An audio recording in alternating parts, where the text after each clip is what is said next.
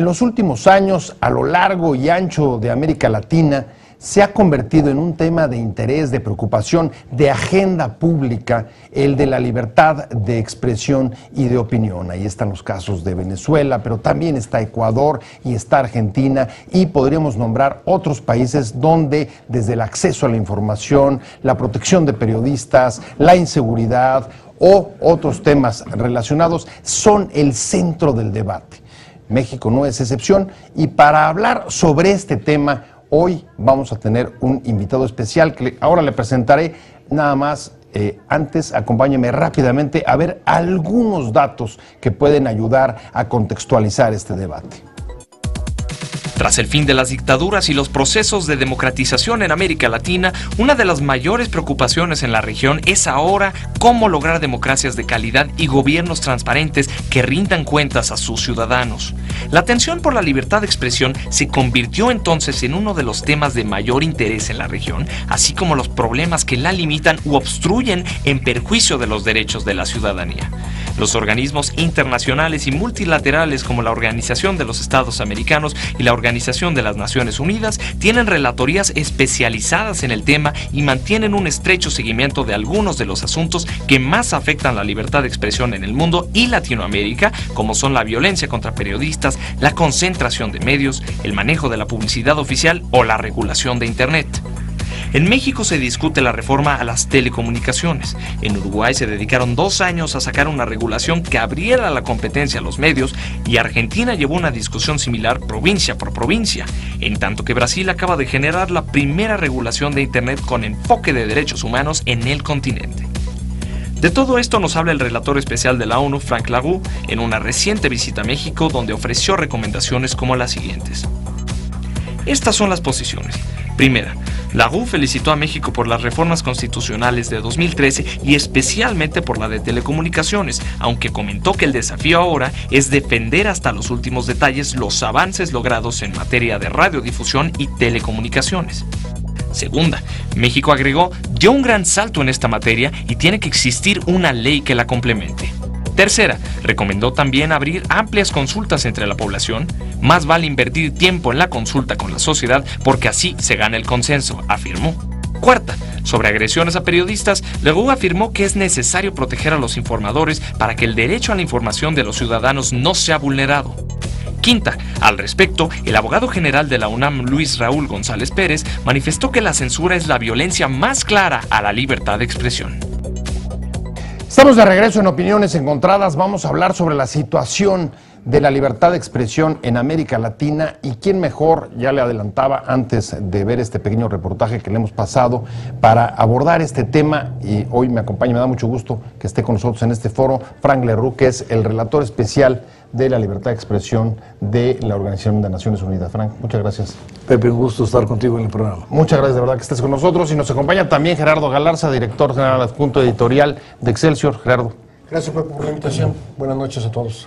Bueno, pues si quieren vamos abriendo el tema, y para situar a nuestro auditorio, Frank, me gustaría conocer desde tu punto de vista, ¿cuáles considerarías, partiendo de que en efecto hay una gran variedad en América Latina, pero si tuvieras que señalar, digamos, 3 de los problemas más acuciantes que hoy están afectando o limitando la libertad de expresión en el continente, ¿cuáles señalarías?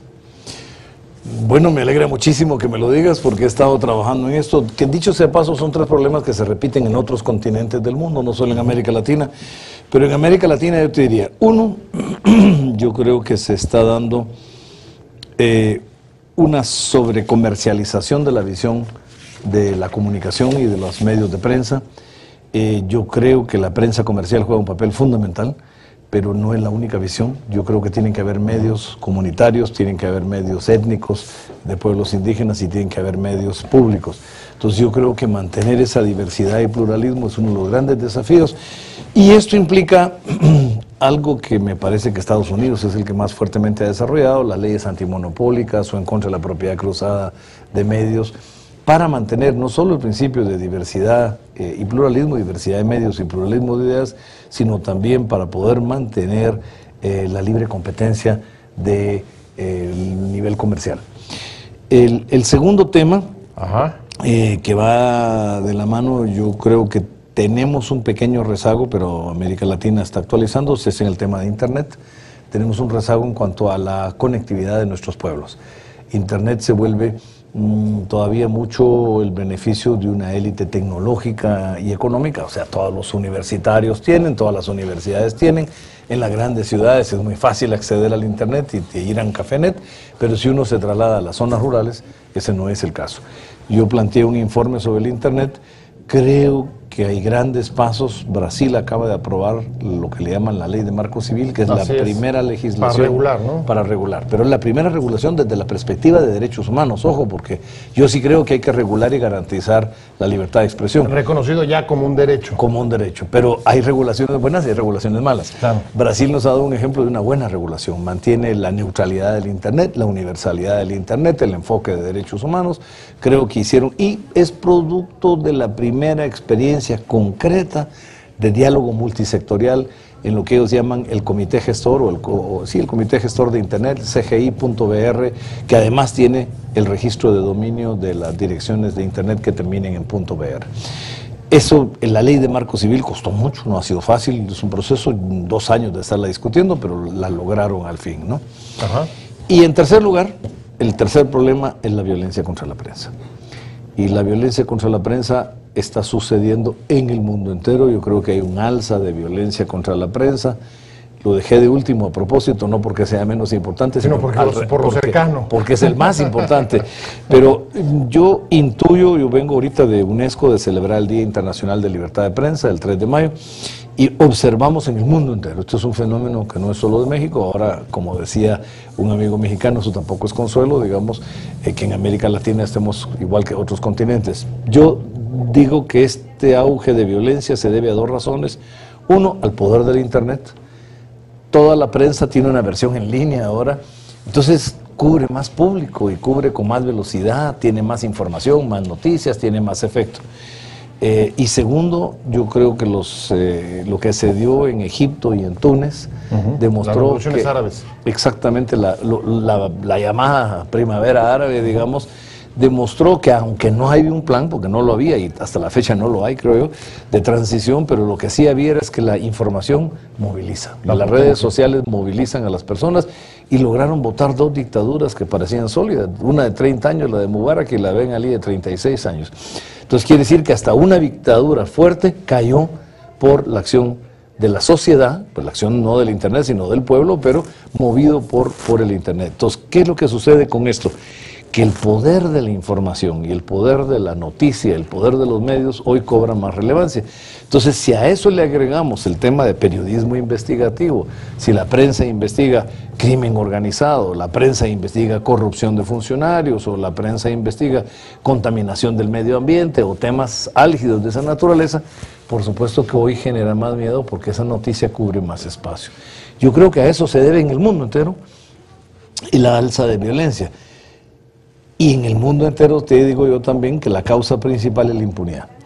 Todos estos casos que se dan de más violencia contra la prensa, a veces son amenazas, a veces es acoso, a veces es intimidación, a veces es el uso de leyes. Hay un mayor uso del delito de difamación.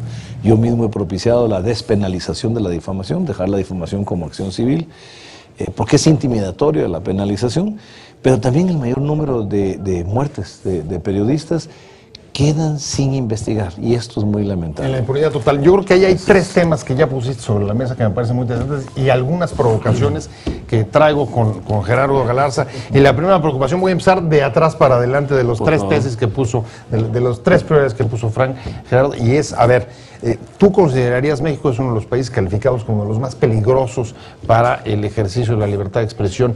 ¿Consideras que parte de la explicación, como sugiere, si entendí bien lo que pone Frank sobre la mesa, es que la propia difusión masiva que te permite alcanzar mucho más públicos a través de Internet se ha convertido en uno de los factores que puede generar mayores fuentes de violencia para la propia prensa, lo cual sería paradójico? Es probable, aunque creo que hay un problema, un poquito de enfoques. Yo soy periodista, no puedo renegar que estas luchas, por supuesto, no es parte de mi gremio y tengo mucho tiempo en esto, y por supuesto. Lo que yo creo que es que hay un problema de violencia en el mundo, pero generalizada, contra todas las comunidades. En México, por ejemplo, yo conozco el caso de México, por supuesto que hay violencia contra la prensa, pero también hay violencia contra la sociedad. Y hay un caso que hemos platicado aquí mucho en tus programas, Pepe, cuando me has invitado, en el asunto que cita Frank. La impunidad es clave. El hecho de que los crímenes contra la prensa, contra los ciudadanos comunes y corrientes, a mí sí me gusta decirlo porque no me siento que por ser periodista sea yo un ser con ciertos privilegios o con cierta protección. Creo que la prensa cumple una función social importante, como otros oficios o otras profesiones también cumplen funciones importantes, pero creo que es el asunto de la impunidad. Una impunidad que lamentablemente en un juicio no solamente se está dando en México y en América Latina, sino en todos los países del mundo. Hay una oleada no de derechos humanos, sino de convenciones sociales políticamente correctas que nos están impidiendo que realmente se castigue, ni modo de que decirlo, se contenga, que es la palabra adecuada en español para reprimir, a quienes violan las leyes que nos hemos impuesto o que tenemos en todo caso que modificar. Creo que hay un problema ahí grave de violencia, pero para toda la sociedad. Claro, en México, por supuesto. Bueno, ahí desde luego, y incluso esto ya se había reflejado en visitas anteriores de las relatorías tanto de la OEA como de la ONU, y en una del año pasado o anterior, hay una recomendación clara que se creara un mecanismo de protección de periodistas justo para atacar esta violencia. Sin embargo, aquí la cuestión, Frank, es si puede, digamos, prosperar, o cuáles serían las recomendaciones que tendrías desde la OEA para el funcionamiento de un mecanismo de esta naturaleza, si al lado tienes este nivel de impunidad del que hablaba Gerardo. Bueno, primero déjame responderle a Gerardo dos cosas. Estoy totalmente de acuerdo con él de que hay un alza de violencia en el mundo. Y incluso con formas de violencia de fundamentalismo religioso que pierde su lógica, digamos, porque uno no entiende más bien se sale de lógica. De lógica, que ataquen a las niñas porque piden educación, digamos. Esto no lo entiende uno, ¿no? Y yo estoy de acuerdo con eso. Y sí creo que en el mundo entero hay impunidad. Pero sí creo que este fenómeno se marca más contra la prensa por la función social que la prensa ejerce. Yo comparto la idea de que los periodistas no deben de tener más derechos que otros ciudadanos. Claro. Lo que se protege es la función, no a la persona por tener más derecho, sino porque el periodista o la periodista cumplen dos funciones: el ejercicio de su derecho de libertad de expresión y de ejercer la prensa, pero al mismo tiempo son facilitadores del derecho de un pueblo de estar bien informado. Claro, de los otros. Y eso de estar bien informado de los otros es el elemento fundamental de la democracia. Entonces yo sí creo que proteger la democracia implica proteger una prensa libre. Yo también soy periodista, además de abogado, he hecho mucho radio, y sí creo que hay un tipo de persecución especial contra la prensa. Incluso en el Consejo de Seguridad se analizó los países en conflicto armado, pero recientemente los países que no están en conflicto armado. El caso de nuestra América Latina, por ejemplo, donde hay también un hostigamiento a las mujeres periodistas con mayor gravedad en este momento, cosa que los estados deben prestarle atención. Y uno de los fenómenos son los mecanismos de protección. Así es. Los mecanismos de protección, como el que propusimos Catalina Botero y yo para México, dicho sea paso, es la misma propuesta que yo he hecho en todos los países. Hay un plan de Naciones Unidas interagencial de protección de periodistas. Yo he participado de esos debates y me parece muy bueno, pero tengo una crítica, y es que la protección no puede venir de fuera. No es Naciones Unidas quien puede asumir la protección de las y los periodistas nacional, y tampoco es solo el Estado y las autoridades de Estado, sino debe ser autoridades de Estado asumiendo su responsabilidad de derechos humanos, pero con participación de la sociedad civil. Sí. Entonces, eso fue la propuesta. Hagamos mecanismos de protección de periodistas donde estén las autoridades de Estado, tanto el Ejecutivo, del Legislativo, del Judicial, pero además que esté la sociedad, los periodistas representados, organismos de derechos humanos, etcétera. Y estos mecanismos pueden en la práctica ir buscando formas. Nada es perfecto, pues no es que podemos ofrecerle a nadie que se le salva la vida, pero pueden haber mecanismos de prevención, puede aminorarse el riesgo de alguna forma. Lograr contenerlo. Yo creo que sí, en el sentido de que citó algo muy importante, la participación de la sociedad, la participación de los lectores, vamos a decir a quienes hacemos prensa, o de los radioescuchas, o de los televidentes, en esa protección. Yo voy a poner un ejemplo, soy mucho mayor que ustedes. Hace algunos años en México, 30 años, bueno, había protección para periodistas. Después de algunos problemas que hubo, bueno, hay que recordar el asesinato de Bonner Buendía, que se va a cumplir 84, casi 30 años a fin de este mes. Y conozco algunos compañeros que recibieron protección gubernamental en función de su trabajo, pero resulta que era peor, en algunos casos resultó peor la protección peor el remedio que la enfermedad. Hay una pregunta doliendo, Gerardo, a la sociedad mexicana. Fíjate que menos que antes, y voy a tratar de explicarlo por qué. Primero quiero hacer puntillar allí. Hay instituciones, la OEA, la ONU y otras instituciones muy célebres y muy serias en este trabajo.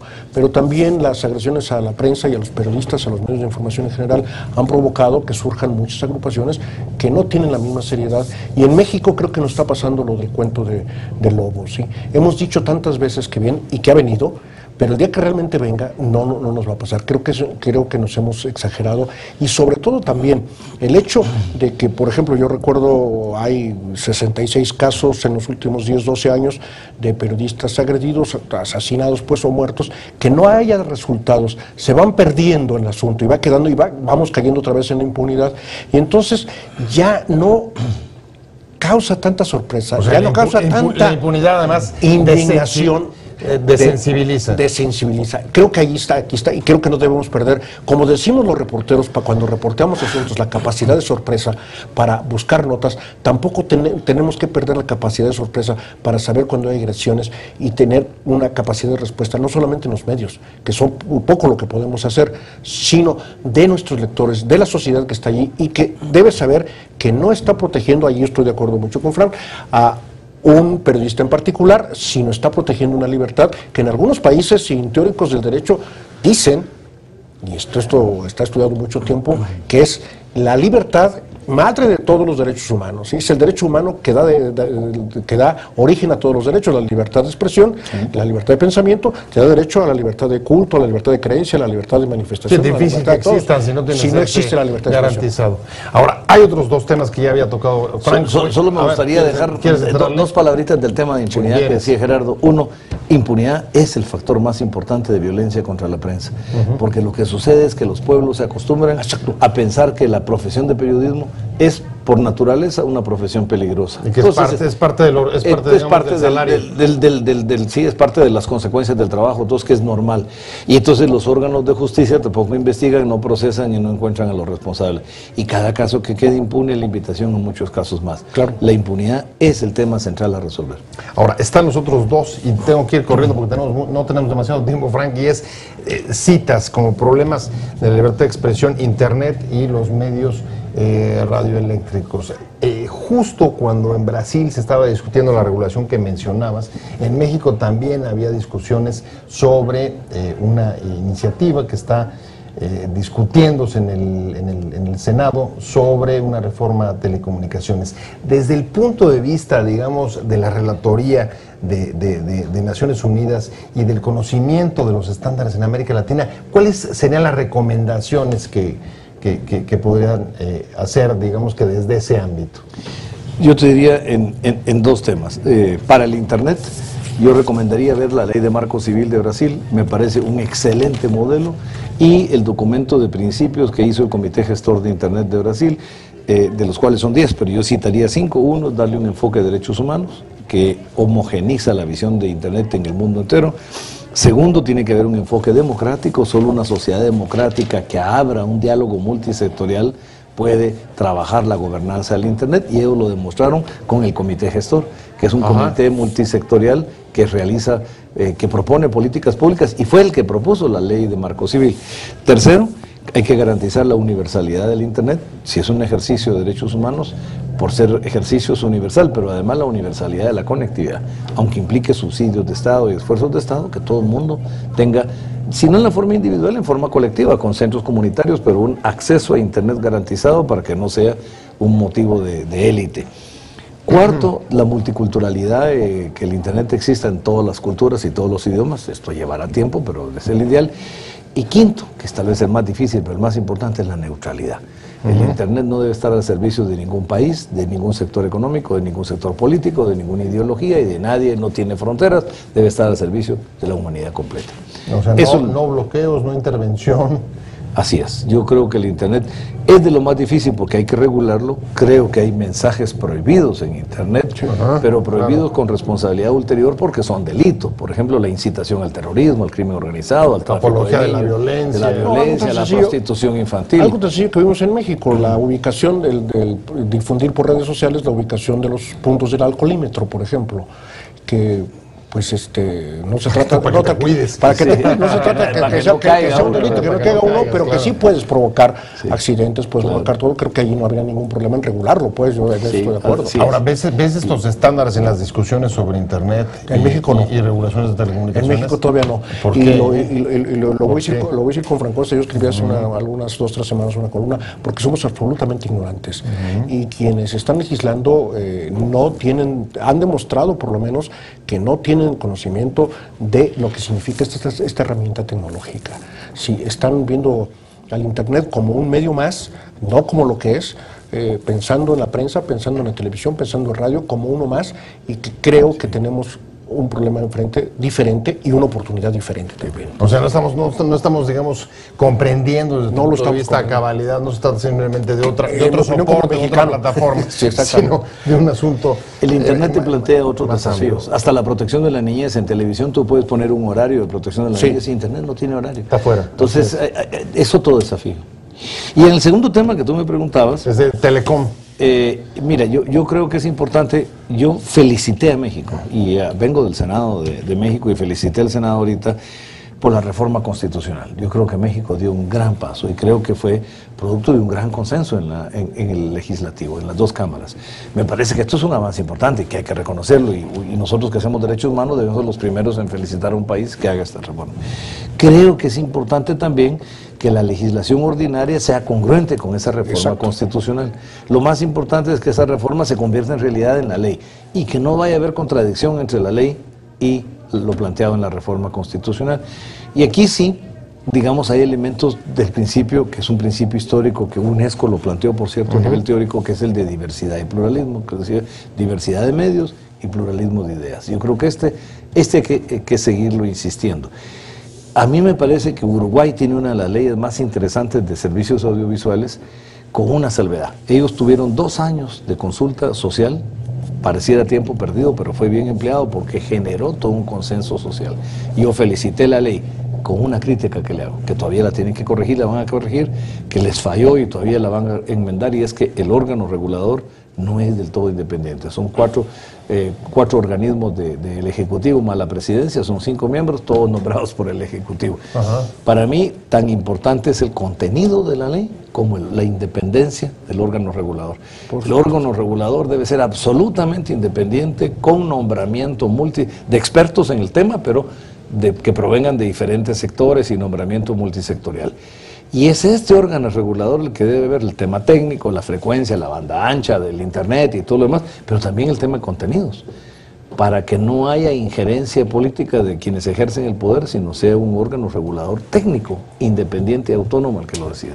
Regreso con la misma pregunta prácticamente que la anterior, ¿tú ves que se esté dando, o fue suficiente la discusión que se abrió en Telecom para llegar, digamos, yo creo que sí, pero elaborar el sobre problema lo voy a plantear en términos mexicanos, lo que acaba de decir Frank. El problema del órgano regulador en México no va a ser que dependan del Ejecutivo, sino las cuotas partidistas. Ya echamos a perder órganos autónomos como el IFE. ¿Por qué? Porque los partidos se empeñaron en tener representantes propios, hay que decirlo abiertamente, y ya con el nuevo órgano electoral se está pasando lo mismo, y parece ser, ojalá estoy equivocado, que están intentando lo mismo en órganos reguladores como este asunto de Telecom, como en otros aspectos como la Ley Federal de Competencia, donde las cuotas no van a ser del Ejecutivo, no van a ser esto, sino de los partidos políticos, y ahí vamos a caer otra vez en lo que siempre hemos tenido. Lamentablemente, ojalá no sea así. Ese sí es un problema, Frank, es un problema de integración y de garantía, hay que establecer los métodos para seleccionar y garantizar la autonomía. Así es. Ese sí es un problema muy de México. México tiene que buscar las formas más idóneas de establecer la selección de los miembros de estos órganos. Bueno, pues la verdad es que les agradezco mucho, ha sido un placer, una muy rica discusión que sienta algunas directrices para asuntos que estamos discutiendo y estamos viendo los mexicanos en este momento. Muchas gracias a Frank Leroux por haber estado con nosotros. Gracias a ti. Ha sido de verdad un honor. Y por supuesto, Gerardo Galarza, muchas gracias por haber estado. Gracias como siempre por la invitación. Por haberle entrado a discutir, que más le encanta discutir, por eso lo invitamos siempre. Pero sobre todo gracias a usted por haber estado con nosotros en Opiniones Encontradas. Nos vemos, nos escuchamos hasta la próxima a las 7:30 aquí desde la esquina de información. Gracias y hasta luego. Te invitamos a seguir cuestionando la información con los siguientes videos.